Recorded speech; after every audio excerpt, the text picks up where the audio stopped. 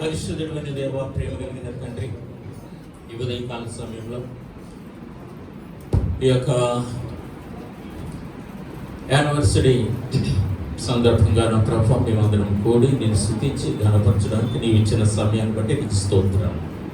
అలాగే నా ప్రభావ ఇప్పుడు నీ వాక్యాన్ని మేము ధ్యానించబోతుండగా నీ వాక్యంలో నుండి మీరు మాతో మాట్లాడండి. మా హృదయాలకు కావలసిన వర్తమానం దయచేయండి. మమ్మల్ని బలపరచండి, నీ సన్నిధిలో నిలవబెట్టండి. నీకు ఇష్టమైనటువంటి బిడ్డలుగా జీవించి నీ రాకడ కొరకు సిద్ధపరచండి. మహిమ పొందండి. యేసు నామములో అడుగుచున్నాము. Praise the lord. Hallelujah, hallelujah, hallelujah, hallelujah, hallelujah.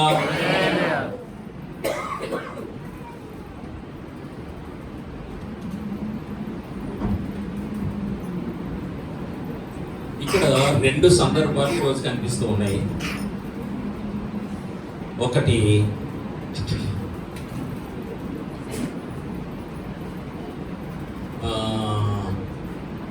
Church foundation అంటారా, ఫార్మేషన్ అంటారా, లేకపోతే ఇంకేమంటాం, మొత్తం మీద ఫార్మేషన్ డే యానివర్సరీ ఒకటి. రెండోది ఈరోజు ఆగస్టు 15 స్వతంత్ర దినోత్సవం. ఈ స్వతంత్ర దినోత్సవం సందర్భంగా స్వతంత్రత గురించి మన దైవజనులు సామ్యుల్ గారు, జోయల్ రాజు గారు కూడా చిన్నగా వివరించారు. చాలా సంతోషం. ప్రాముఖ్యంగా ఇది ప్రతిష్ఠిత దినమును గురించి మనము మాట్లాడుకోవాల్సిన సమయము. అయితే ఈ రెండు భాగాలను కూడా కొంచెం మనం టచ్ చేద్దాం. మొదటిగా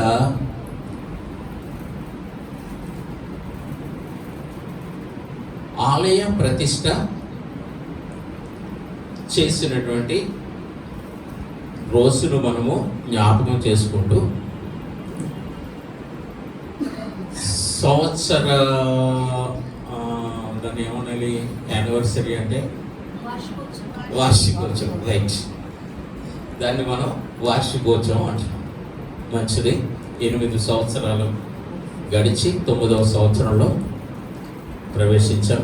చాలా సంతోషం.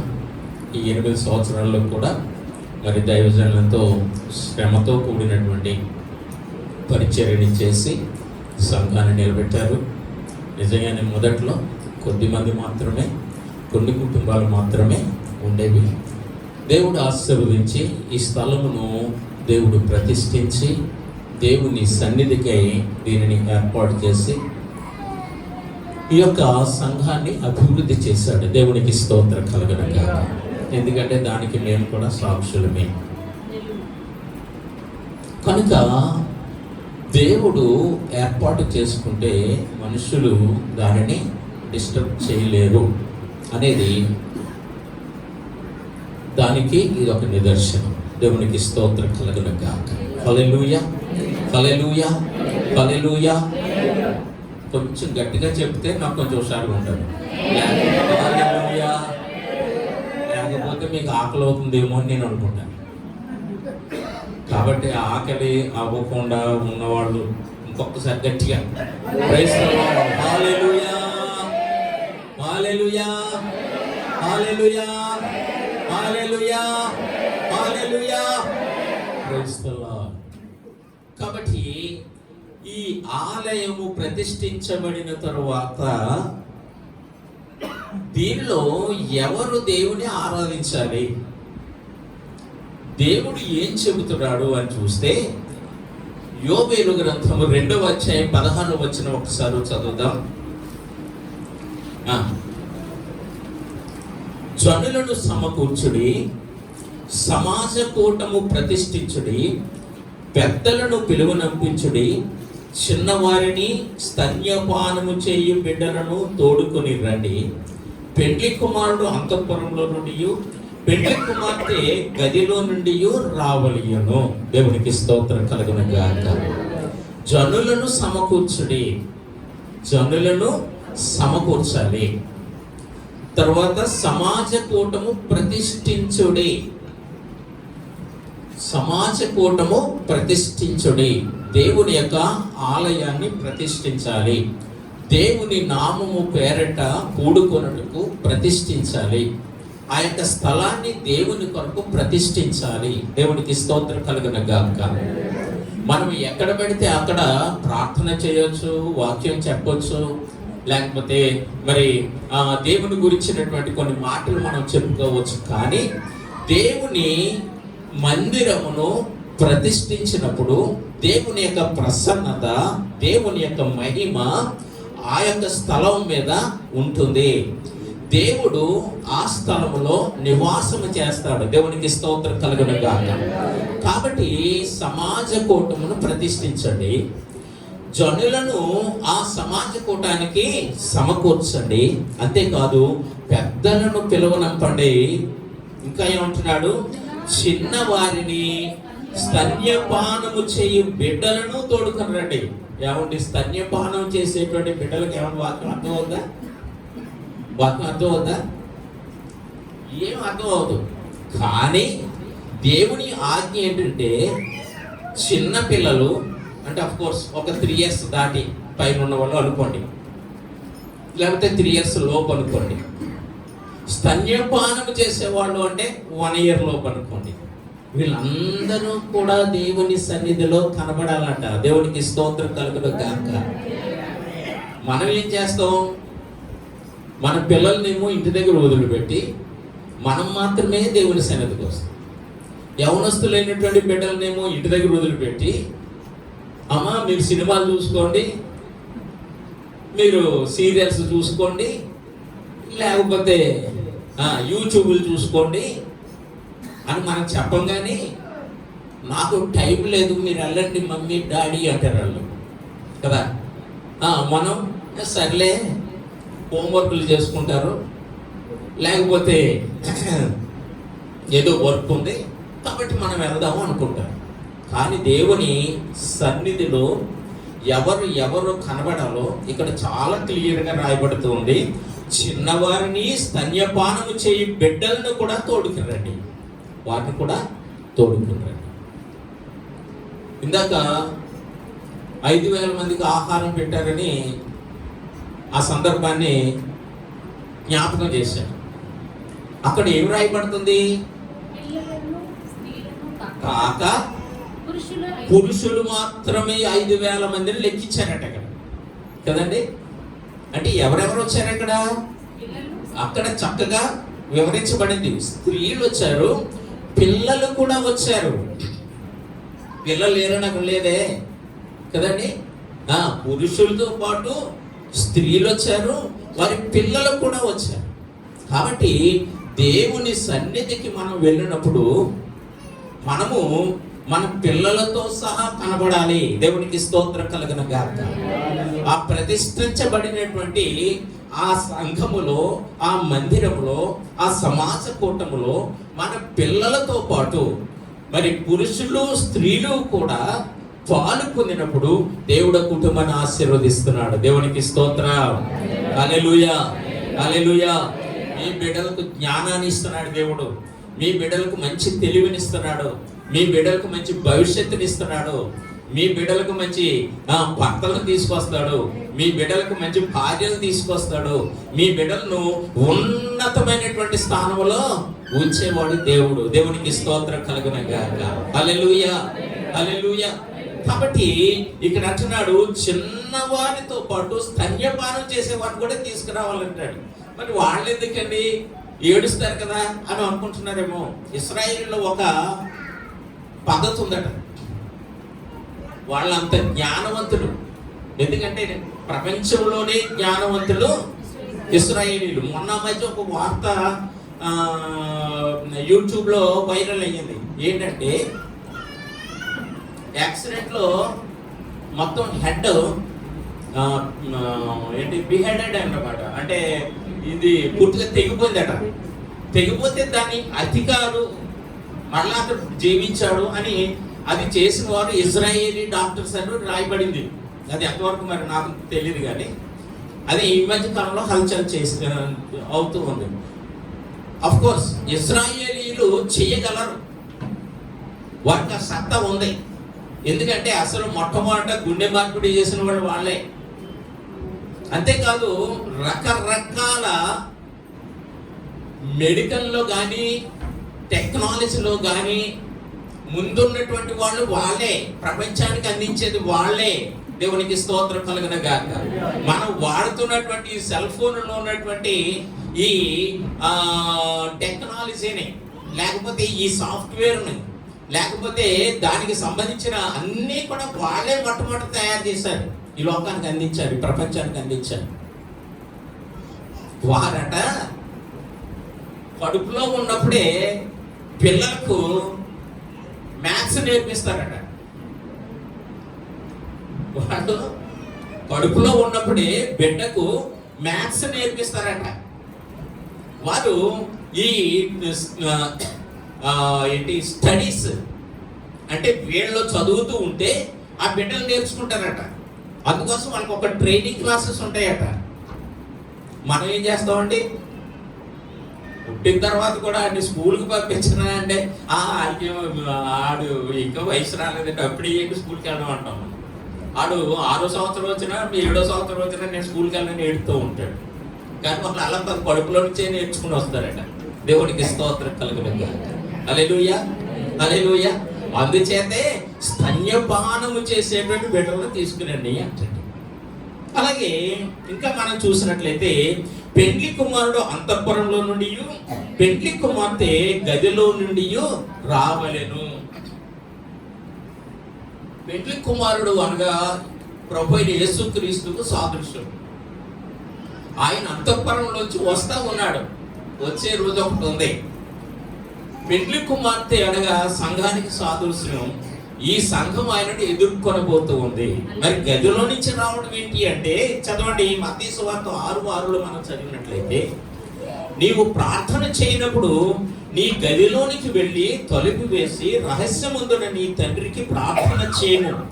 అప్పుడు రహస్యమందు చూచి నీ తండ్రి నీకు ప్రతిఫలం ఇచ్చును. దేవునికి స్తోత్రం కలుగును గాక. విశ్వాసి అయిన వారు చెయ్యవలసినటువంటి ప్రార్థనా విధానం ఏంటంటే, నీ గదిలోనికి వెళ్ళి తలుపు వేసి రహస్యమందున నీ తండ్రికి ప్రార్థన చెయ్యి.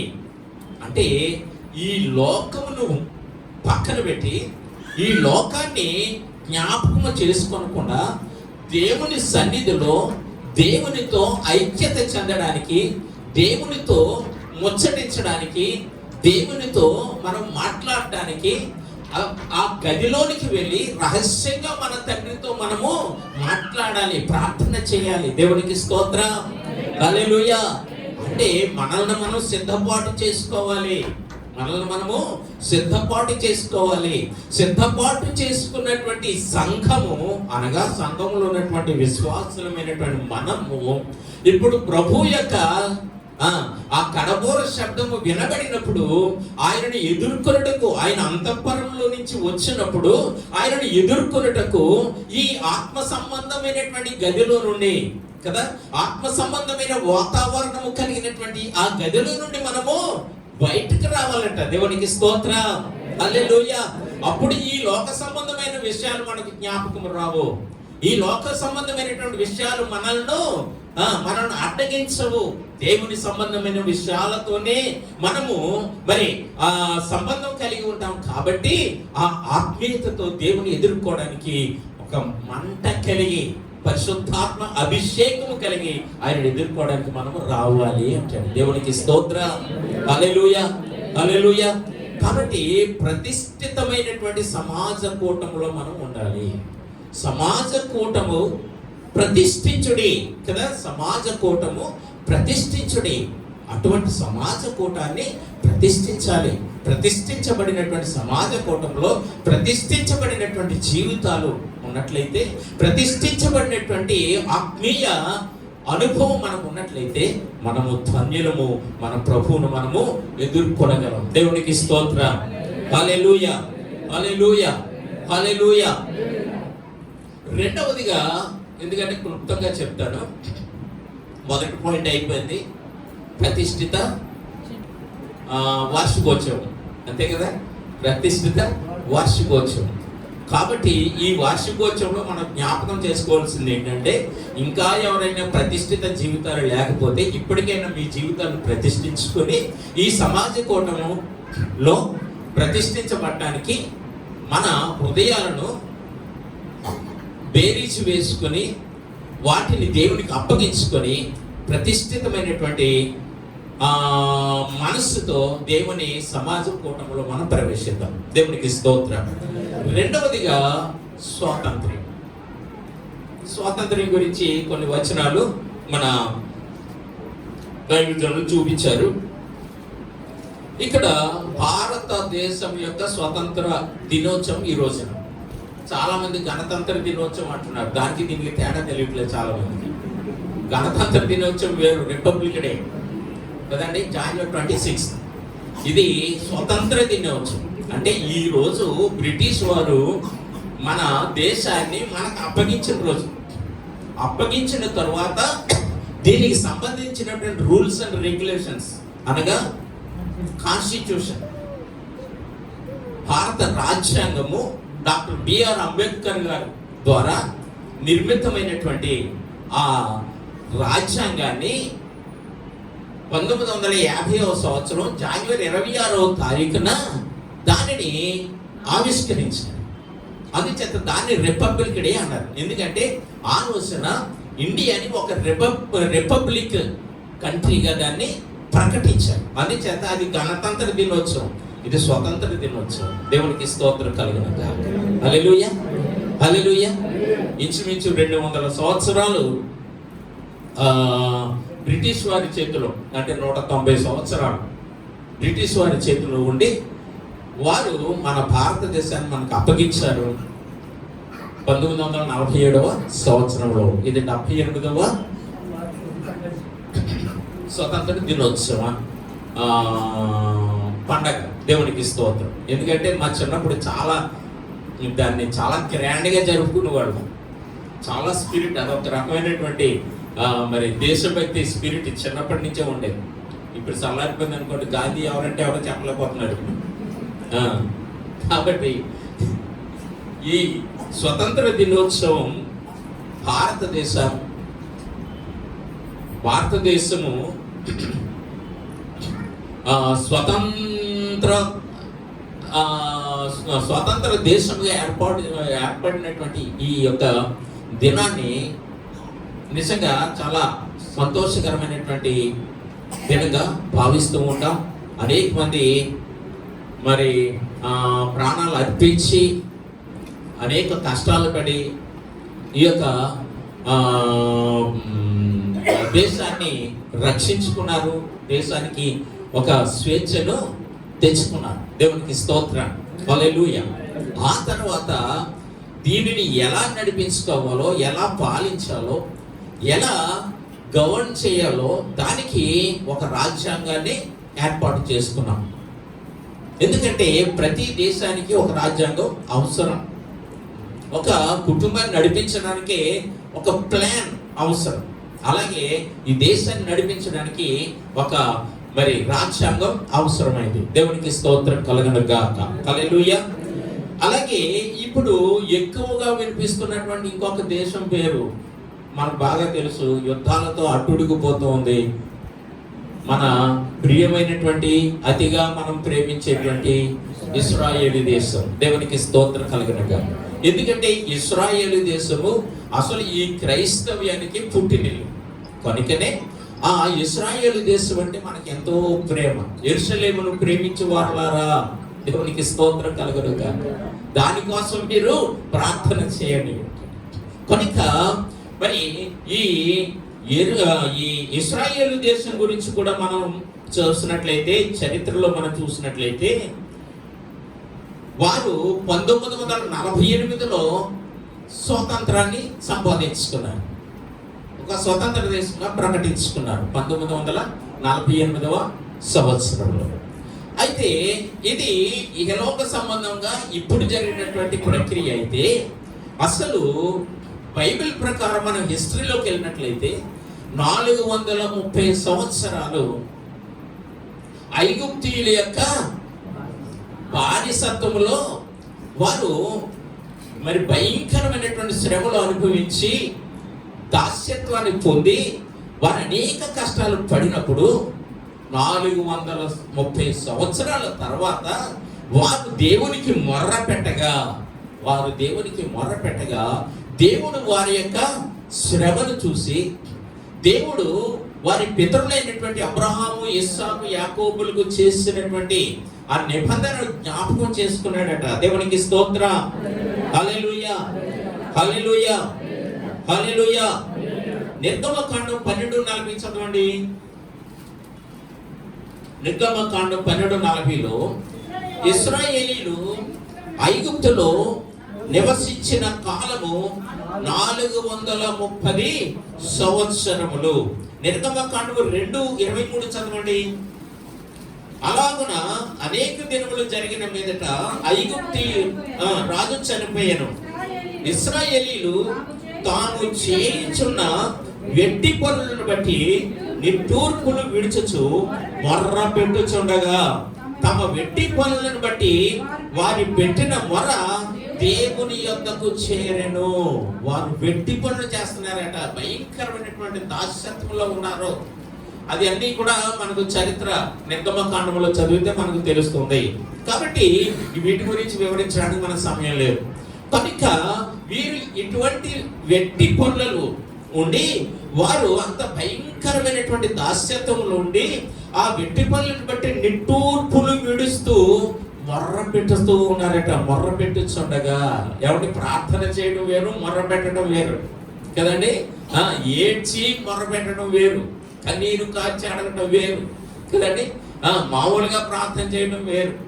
కనుక కూర్చుని ప్రార్థన చేసే వాళ్ళు, నాలాగా మోకాలు నొప్పులు ఉన్న వాళ్ళు కూర్చుని ప్రార్థన చేసుకుంటే కదండి కొంచెం, ఆఫ్ కోర్స్ యవనస్తులు కూడా ఇప్పుడు మోకరించడం నాకు ఎక్కడ కనిపించడం లేదు. ఏమండి, మోకరించి ప్రార్థన చేసి అద్భుతాలు సాధించినటువంటి దినాలు మాకు ఉన్నాయి. దేవునికి స్తోత్రం కలగడానికి.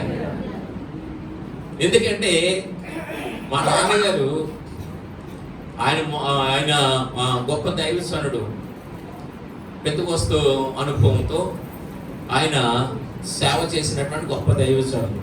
ఆయన మోకాళ్ళు ఎలా ఉండేది తెలుసా అండి? ఎద్దు మీద కాడి కట్టినప్పుడు చూడండి కాయలు కాస్తాయి కదా, వాళ్ళ మోకాళ్ళు అలాగుండే. దేవునికి స్తోత్రం కలుగును గాక.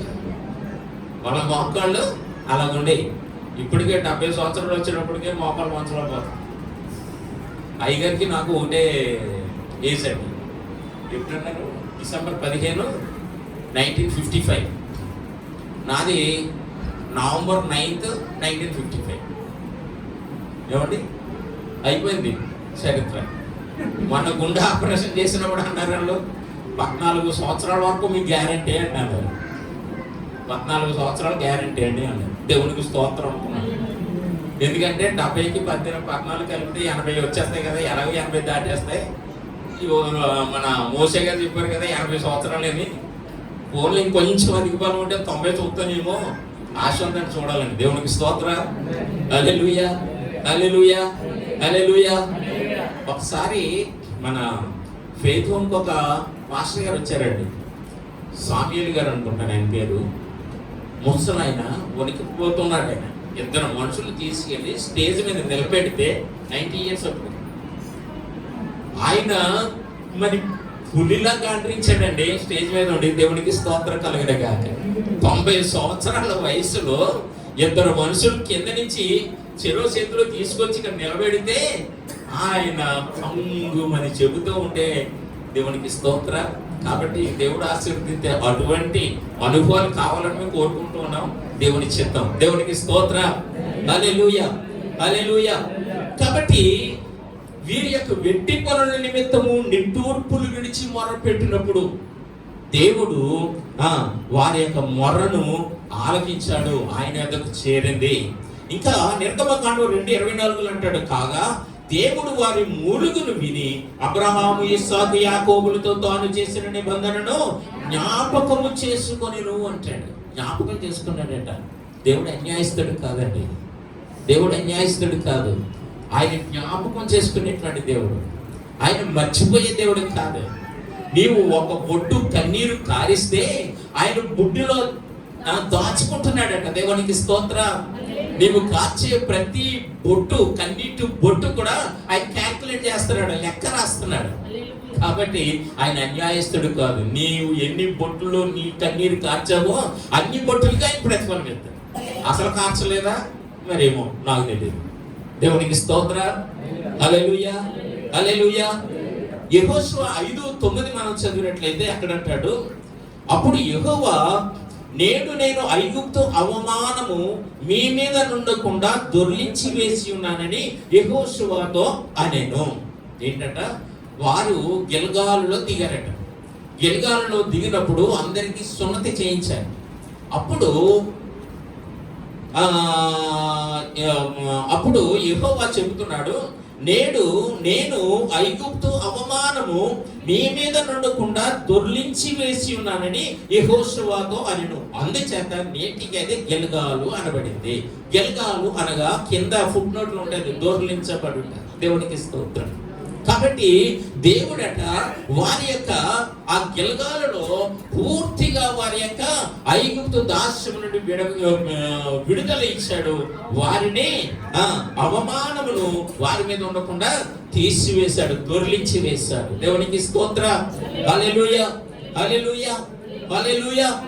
అవునండి, దేవుడు మన యొక్క జీవితాన్ని కూడా ఆ విధంగానే ఈ పాప దాస్యము నుండి విడుదలిచ్చి రక్షణ అనేటువంటి గొప్ప వరాన్ని మనకు దయచేసి మన జీవితాలను ఆయన పరిశుద్ధపరిచి ఒక స్వేచ్ఛనిచ్చి స్వతంత్రులుగా చేశాడు. దేవునికి స్తోత్రం. హల్లెలూయా. ఆ ఐగుప్తీయులలో నుండి ఆ దాస్యం నుండి విడుదల కలుగజేసి ఇశ్రాయేలీయులకు కూడా ఏం చేశాడు? స్వతంత్రత ఇచ్చాడు, ఒక స్వేచ్ఛనిచ్చాడు. దేవునికి స్తోత్రం. హల్లెలూయా.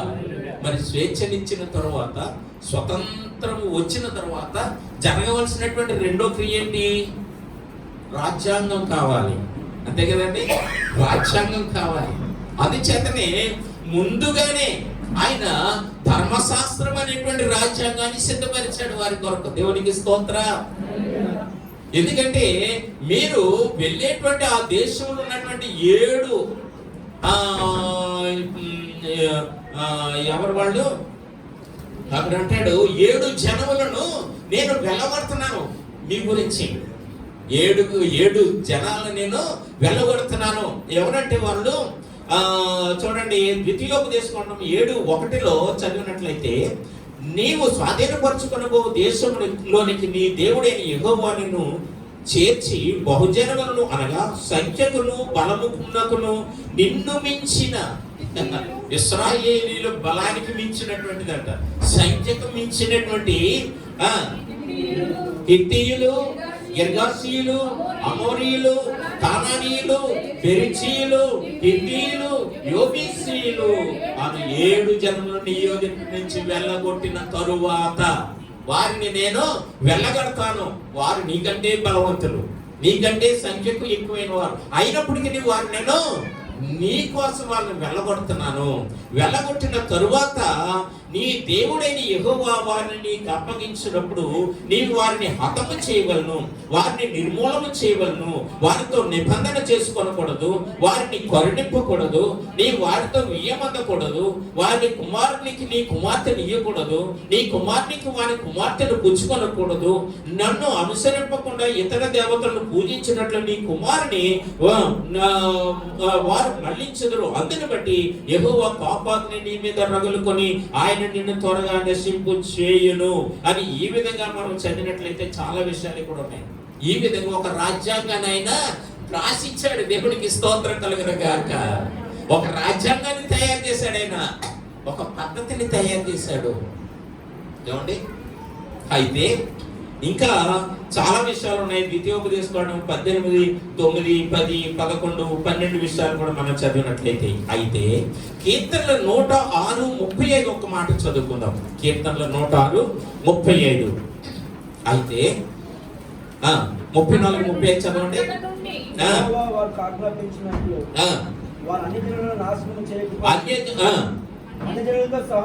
అన్యజనులను నాశనం చేయలేదు, కానీ అన్యజనులతో సహవాసము చేసి వారి క్రియలను నేర్చుకునేవి.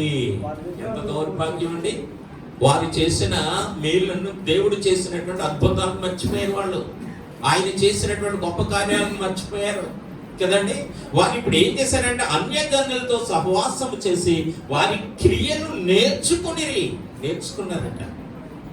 నేర్చుకున్నారు. ఎవరు? ఇశ్రాయేలీయులు. వారిని దాస్యం నుంచి విడిపించి వారికి చక్కటి భోజనం పెట్టి, వారు ఎప్పుడూ తిననటువంటి దేవదూతల భోజనాన్ని పెట్టి వారిని 40 సంవత్సరాలు ఏమండి కనీసం చెప్పులు అరిగిపోకుండా, బట్టలు మాసిపోకుండా ఎంతో అద్భుతంగా నడిపించి అనేక అద్భుతాలు వారి మధ్యలో చేసి వారిని ఆ భయంకరమైనటువంటి ప్రజలను వెళ్ళగొట్టి అక్కడికి తీసుకెళ్తే వీరు చేసిన పని ఏంటి?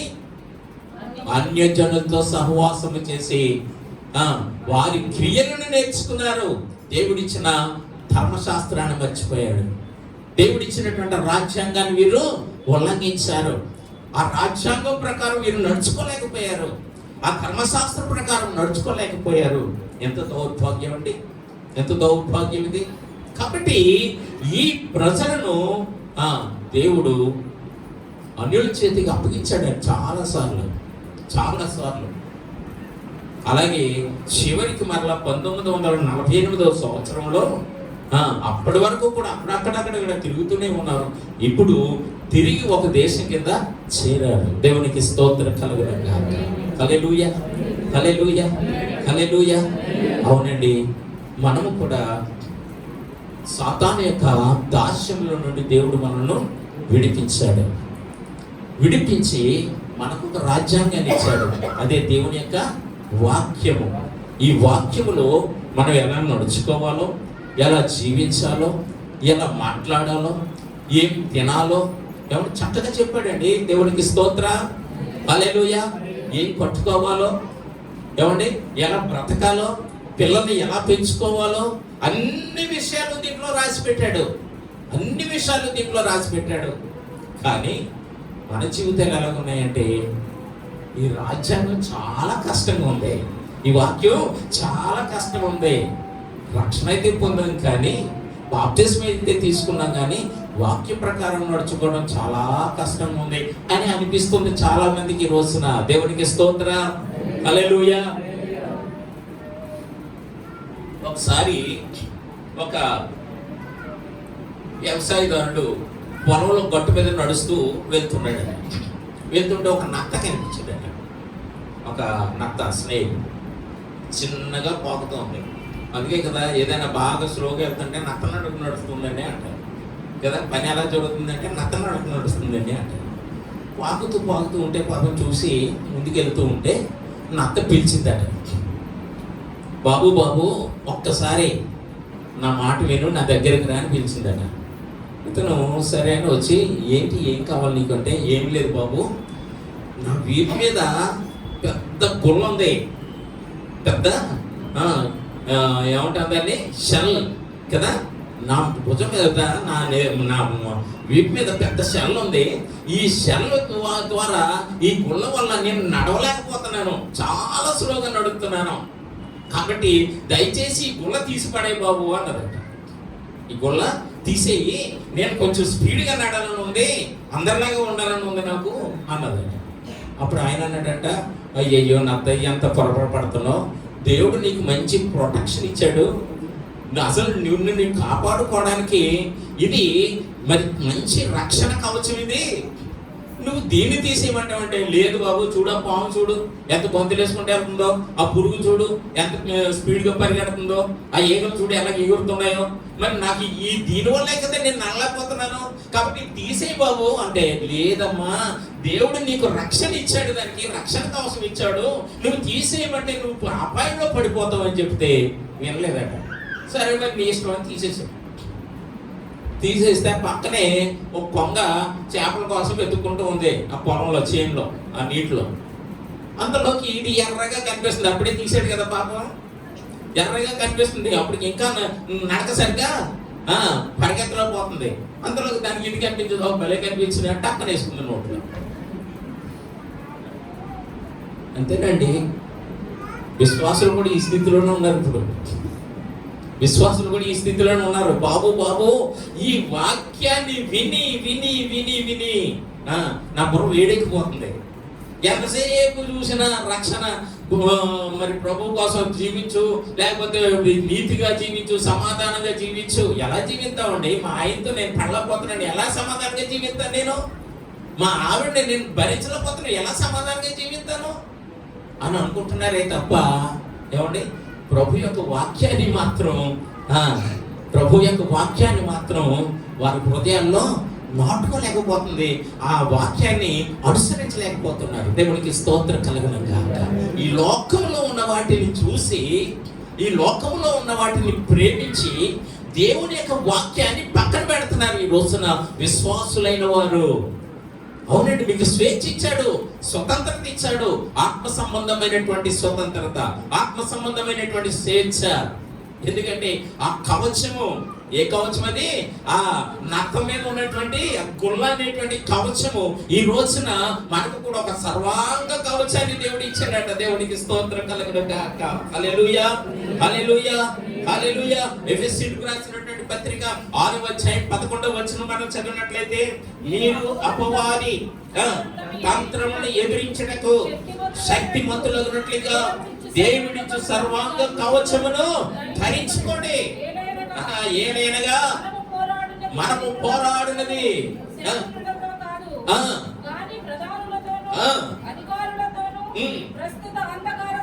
అంధకార సంబంధమైన లోకనాథులతోనూ ఆకాశ మండలముందున్న దురాత్మల సమూహముతోనూ మనం పోరాడుచున్నాం. కాబట్టి దేవుడిచ్చినటువంటి సర్వాంగ కవచాన్ని మనం ధరించుకుంటే ఆయనలో మనం శక్తిమంతులు అవుతాం.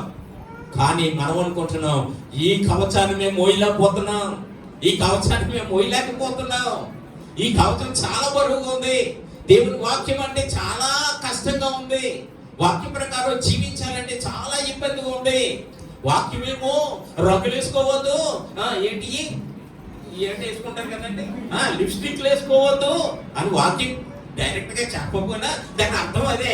దేవునికి స్తోత్రం కలుగును గాక. మరి అయితే ఎలాగండి, కొంతమంది అంటారు కంపెనీ వాళ్ళు ఎందుకు తయారు చేస్తున్నారండి అంటున్నారు, నీ కోసం కాదు, లోకం కోసం.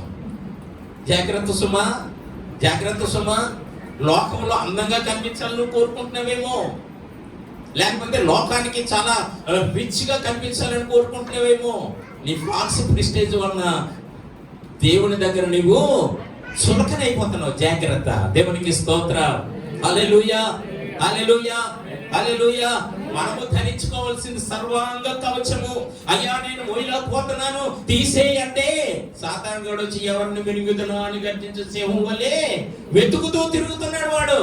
ఎప్పుడైతే ఈ సర్వాంగ కవచాన్ని విడిచిపెట్టావో, దేవుని యొక్క విశ్వాసం అనేటువంటి ఆ డాలను విడిచిపెట్టావో, నీతి అనేటువంటి మైమరుపుని విడిచిపెట్టావో, ఆ సిద్ధ మనసు అనేటువంటి జోడును విడిచిపెట్టావో, నీ యొక్క మరి తల మొదలుకొని అరికాలు వరకు ఉన్నటువంటి ఈ కవచాన్ని ఎప్పుడైతే విడిచిపెట్టావో నిన్ను వెతుకుతూ తిరుగుతున్నాడు వాడు.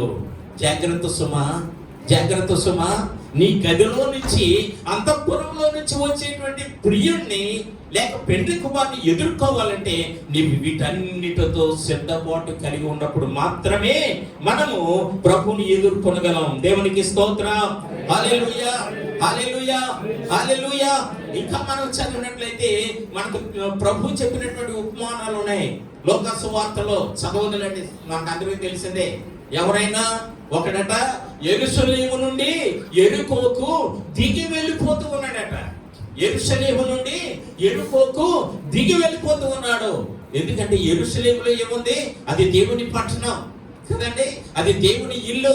అక్కడ ఎప్పుడు చూసినా ఆరాధన, ఎప్పుడు చూసినా స్తుతి ఆరాధన, ఎప్పుడు చూసినా దేవుని యొక్క మరి ఆలోచన, ఎప్పుడు చూసినా దేవుని వాక్యం, ఎప్పుడు చూసినా దేవుని మందిరంలో స్తుతి స్తుతి స్తుతి. అయితే అది వాడికి నచ్చలేదట. ఎప్పుడు చూసినా ఇదేనా, ఎప్పుడు చూసినా ఎంతసేపు భజన భజన ఆరాధన ఆరాధనేనా కాదు. ఆ ఎరుకలో ఉన్నాయి మంచి మంచి సినిమాలు ఉన్నాయి, మంచి మంచి ఏంటి మధ్యకాలంలో ఏంటి పబ్బులు ఉన్నాయి. ఆ ఎరుకలో చాలా మంచి మంచి ఎటకారాలు ఉన్నాయి అక్కడ. కాబట్టి వీడు యెరూషలేము నుండి యెరికోకు దిగి వెళ్ళిపోతున్నాడట. దేవుని సన్నిధి నుండి శపించబడినటువంటి ఆ పట్టణానికి, పాపముతో నిండినటువంటి ఆ పట్టణానికి దిగి వెళ్ళిపోతున్నాడు. మంచి కోసం ఎక్కడం చాలా కష్టం అండి. పాపం కోసం దిగిపోవడం చాలా సులువు. మంచి కోసం ఎక్కడం చాలా కష్టం. దేవుని యొక్క సన్నిధికి ఎక్కడం చాలా కష్టం. దేవుని పర్వతానికి ఎక్కడం చాలా కష్టం. కానీ ఆ దేవుని సన్నిధి నుండి ఆ యోనా కూడా అలాగే వెళ్ళిపోయాడు కదండి. ఆ దేవుని సన్నిధి నుండి పారిపోయాడు. దేవుని సన్నిధి నుండి యెరికో పట్టణానికి దిగి వెళ్ళిపోతున్నాడు. ఏం జరిగింది? దొంగల చేతిలో చిక్కింది. జాగ్రత్త సుమా. మనం కూడా దేవుని ఇంట్లో ఉన్నాం, దేవుని యొక్క రక్షణలో మనం ఉన్నాం, దేవుని యొక్క మరి మంచి ఆలోచనలో మనం ఉన్నాం, దేవుని యొక్క వాక్యంలో మనం ఎదుగుతున్నాం, విశ్వాసంలో ఎదుగుతున్నాం, ప్రార్థన జీవితంలో ఎదుగుతున్నాం. కానీ మనం దిగజారిపోయాం అనుకోండి, మన బ్రతుకు భయంకరం. జాగ్రత్త సుమా, జాగ్రత్త. అలాగే మరి తప్పిపోయిన కుమారుని చూసుకుంటే ఆ తండ్రి దగ్గర ఎంతో సంతోషం ఉంది, సమాధానం ఉంది. ఆ యొక్క మరి ఎవరు దాసులు చక్కగా హ్యాపీగా తింటున్నారు, ఎంతో సంతోషంగా ఉన్నారు. వీడు ఊరుకున్నాడు, నాకు రావాల్సిన వాటర్ పట్టుకుని పోయి లోక సంబంధమైనటువంటి వ్యాపారం చేద్దాం అనుకున్నాడు. కానీ చివరికి దుర్వ్యాపారం చేశాడట. దుర్వ్యాపారం చేశాడు. చివరికి వాడికి ఏం మిగిలిందంటే పందుల పొట్టు తినాలని ఆశించాడట. ఆ పందులు ఊరుకుంటాయండి, అవి పందులు సామాన్యమైనటువంటి జంతువులు. అయ్యి ఆ పందులు కనీసం ఆ పొట్టు కూడా వీడికి మిగలనివ్వలేదు. ఎందుకు? తండ్రి ఇంటిని విడిచిపెట్టి వెళ్ళిపోయాడు. మంచి మరి సంతోషము కలిగినటువంటి, ఆనందము కలిగినటువంటి ఆ ఇంటిని విడిచిపెట్టి వెళ్ళిపోయాడు. చివరకు పందులు పొట్టు కూడా దొరకలేదు. జాగ్రత్త. మన జీవితాలు కూడా అంతే. ఈ రోజున దేవుని ప్రతిష్ఠిత సంఘములో ఉన్నటువంటి మనము మన జీవితాన్ని ఒకసారి మనం పరీక్ష చేసుకోవాలి, ఒకసారి బేరీజు వేసుకోవాలి.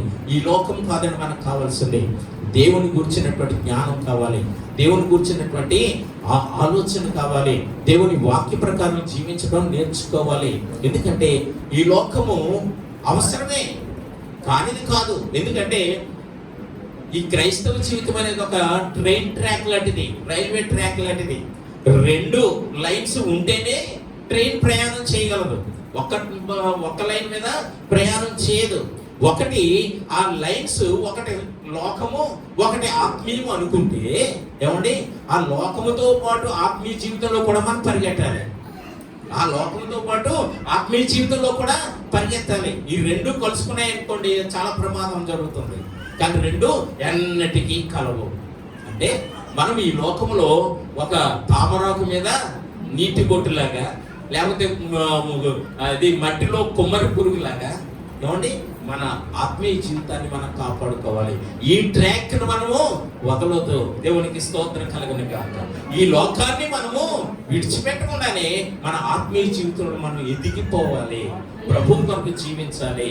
ప్రభువు కొరకు మనము మన జీవితాన్ని అంకితం చేసుకోవాలి. విశ్వాస జీవితంలో మొహమాటం కలిగి ఉంటే దేవుని ఇష్టం కాదు. కనుక అందుకే భక్తుడు చెప్తాడు, విశ్వాసం విషయంలో మొహమాటం గలవారై ఉండకండి. యేసు ప్రభు చెప్తాడు, అవునంటే అవును, కాదంటే కాదు. అంతేగాని ఇక్కడో కడుగు అక్కడో కడుగేస్తే మన విశ్వాస జీవితంలో మనకు ప్రయోజనము లేదు. నువ్వు కడదాకా ఆ అంతఃపురంలో నుండి ఆ పెండ్లి కుమారుడు వచ్చినప్పుడు ఆయన మనము ఎదుర్కోవాలి అంటే తప్పనిసరిగా మనము ప్రభు కొరకు మరి జీవించవలసిన వారమై ఉన్నాం. దేవునికి స్తోత్రం. హల్లెలూయా, హల్లెలూయా. ప్రకటన గ్రంథం 13:16 మనం చదివినట్లయితే, ప్రకటన గ్రంథం 13:16లో మనం చదివినట్లయితే, కాగా కొద్దివారు గాని, గొప్పవారు గాని, ధనికులు గాని, దరిద్రులు గాని, స్వతంత్రులు గాని, దాసులు గాని అందరూ తమ కుడి చేతి మీదనైనను తమ నొసటి యందైనను ముద్ర వేయించుకున్నట్లు ఆ ముద్ర అనగా ఆ మృగము పేరైనను దాని పేరిట సంఖ్య అయినను గలవాడు తప్ప క్రయ విక్రయములు చేయుటకు మరి ఎవ్వరికి అధికారం లేకుండానట్లు అది వారిని బలవంతము చేయించున్నది. ఏదంటే ఆ మృగము యొక్క ప్రతిమ బలవంతం చేస్తుందట. ఆ లిస్టులో స్వతంత్రులు కూడా ఉన్నారు. ఇక్కడ దేవునికి స్తోత్రం కలుగును గాక. ఎవరి స్వతంత్రులు? మనమే ఆ స్వతంత్రులు. ప్రభు యొక్క రక్తము చేత కడగబడి నీతిమంతులుగా తీర్చబడి రక్షణ పొందినటువంటి స్వతంత్రమైనటువంటి మనము, అపవాది చేతిలో నుండి విడిపింపబడినటువంటి స్వతంత్రులుగా ఉన్నటువంటి మనము ఆ ముద్రల నుండి తప్పించుకోవడానికి కూడా కష్టము.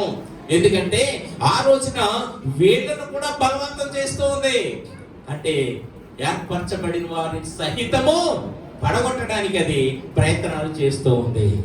అప్పుడు మనకు ఆ ముద్ర వేయించుకోకపోతే రేషన్ లేదు, బియ్యం లేవు, కూరగాయలు లేవు, ఉప్పు లేదు, పప్పు లేదు, బెల్లం లేదు, ఏది లేదు.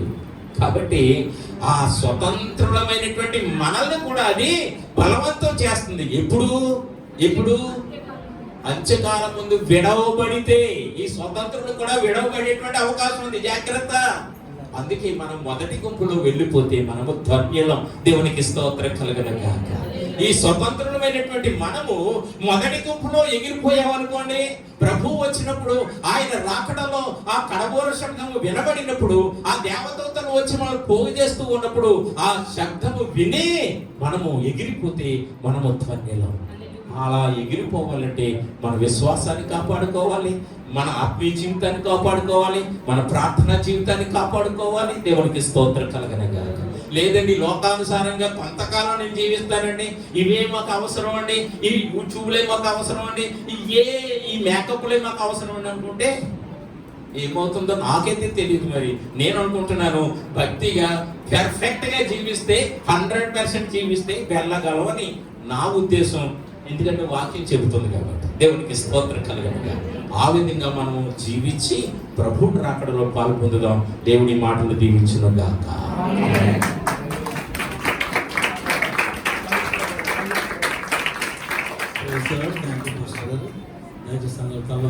ప్రార్థన చేస్తున్నాం. మధ్యలో ఉన్న సమస్యలు ఇస్తారు. ఆ తర్వాత విలియమ్స్ గారు బ్రాండెక్స్ చేస్తారు.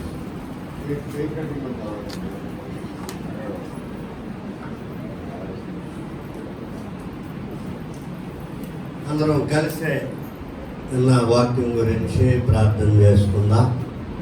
కృప సత్య సంపూర్ణుడైన యేసుక్రీస్తు ప్రభు కృతజ్ఞతలు స్తోత్రాలు.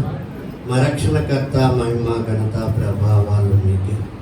ఈ దినం ప్రత్యేకమైనది. వస్తున్న వర్షిప్ సెంటర్ యానివర్సరీ డే జరుపుకోవడానికి సంఘంతో, సేవకులతో నాయన నిశ్చిత సంకల్ప ప్రణాళికలో ఏర్పాటు చేశారు. శ్రేష్టమైనది మా జీవితాల్లో నిత్యంతములోకి నాయన ప్రవేశించడానికి అవసరమైన వాక్యాన్ని చెప్పినటువంటి నీ సేవకులు అభిషేకించి నిలబెట్టారు. ఆనాడు నీ ప్రజలైన శ్రేయులైనట్టు బానిసత్వంలో 430 సంవత్సరాలు నలిగిపోయినప్పుడు ప్రార్థనలు విని దిగివచ్చి శ్రేష్టమైన విలువైన పాలు తేనెలు ప్రవహించే దేశానికి నడిపించారు. మధ్యలో తప్పిపోయినప్పుడు ఒక శాస్త్రాన్ని సురక్షితంగా క్షేమకరముగా చేర్పించారు. ఈ కడవరి దినములలో పాపములతో అపరాధముల చేత సత్య నరకానికి చేరువైన మమ్మల్ని మీరు వచ్చి మీ స్వరక్తము చేత క్రీస్తుచ్చే స్వాతంత్రంలోనికి నడిపించి నిత్యత్వంలోనికి నిలవబెట్టారు. మేమెన్నడూ పడిపోక చెడిపోక విన్న వాక్యానుసారంగా జీవించి మీ కొరకు సాక్షులుగా తిరుపతి ఇంకా సంఘాన్ని బలపరచండి. సేవకురాలు వారి కుటుంబాలు, సంఘ సహకారం ఇంకా ఉన్నతమైన ఆత్మీయ స్థితిలో ఒక నెట్టెక్కించి కావలసిన ప్రతి అవసరత తీర్చి ప్రతి వారిని బలపరిచి విడివక ఎడబాయక కృప వెంబడి కృపాక్షేమాలు దయచేయండి. ఈ కోడికి నీకు మహిమకరముగాను పాలుభాగస్తులైన వారందరికీ ఆశీర్వాదకరముగాను వచ్చిన అందరికీ క్షేమకరముగా జరిగించినందుకు సమస్త మహిమ, ఘనత, ప్రభావాలు మీరే పొందుకోండి. నజరేయుడైన యేసుక్రీస్తు పరిశుద్ధ నామములో ప్రార్థన చేసి నీవులు మేలులు పొందుకుంటున్నాం మా పరలోకపు తండ్రి. హల్లెలూయా. థ్యాంక్ యూ పాస్టర్ గారు. మా మధ్యలో ఉన్న విలియమ్స్ గారు బెనిడిక్షన్ ఇస్తారు.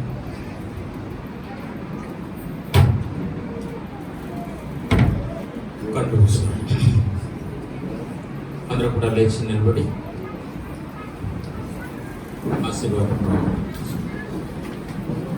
మన తండ్రి అయిన దేవుని ప్రేమ, కుమారుడును రక్షకుడైన యేసుక్రీస్తు కృప, పరిశుద్ధాత్మ యొక్క అన్యోన్య సహవాసం ఇక్కడ కూడి ఉన్నటువంటి మనందరికీ ప్రాముఖ్యంగా ఈరోజు ఈ యొక్క యానివర్సరీ సందర్భంగా ఏర్పాటు చేసినటువంటి ఈ సంఘ కాపరి దైవజనులు దేవుడు రాజు గారు, దైవజనురాలు సిస్టర్ అన్నా గారు, వారి కుటుంబానికి, వారి బిడ్డలకు, అలాగే ఈ యొక్క యానివర్సరీ డే పురస్కరించుకొని వచ్చినటువంటి దైవజనులు సామీర్ పాస్టర్ గారు, వారి యొక్క కుటుంబానికి, అలాగే పాస్టర్ జోయల్ రాజ్ గారి వారి యొక్క సంఘానికి, వారి కుటుంబానికి కూడా దేవుడు సమాధానము, సమస్తమైనటువంటి ఆశీర్వాదములు దయచేయునుగాక. యేసు రక్తమే ఇచ్చాను. Praise the lord. Thank you pastor గారు. ఇప్పుడు కేక్ కటింగ్ ఉంది. అది అయిపోయిన తర్వాత మనము